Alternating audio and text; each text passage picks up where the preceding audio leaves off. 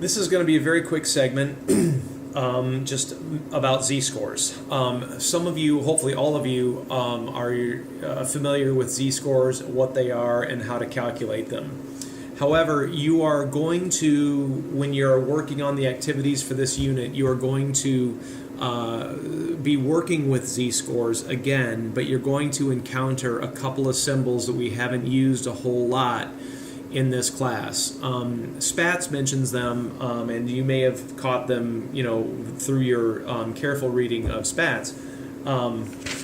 But I wanted to highlight them just real quickly on this particular segment because, again, if you need a refresher on z-scores, go back to some of the prior units and review on what z-scores are, how to calculate them, etc. So if you're looking at the top of this page.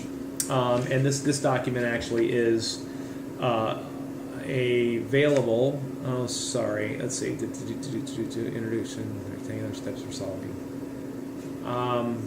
Z formula. This is called Z formula for population. That's the name of this document. So if you want to, the document that I'm holding in my hand. So if you want to go back and get a copy of that document before going on, obviously feel free.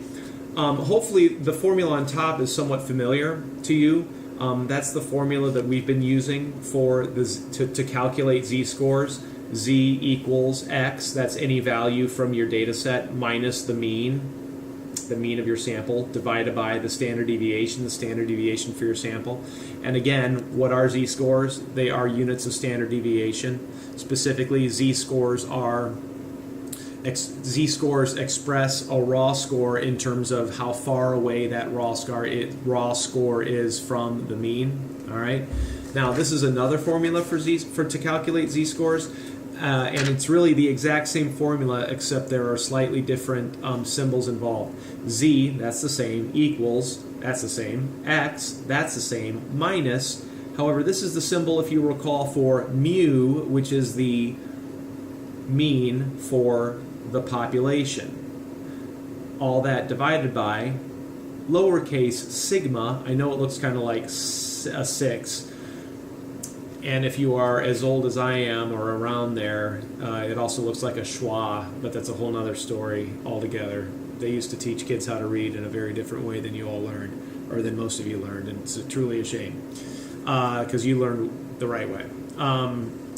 My generation was experimented on in a lot of ways.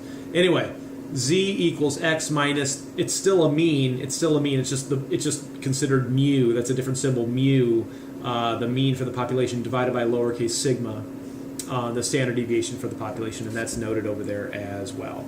So keep that in mind when you see some of the examples that you're going to work with that we're dealing with, just slightly different symbols.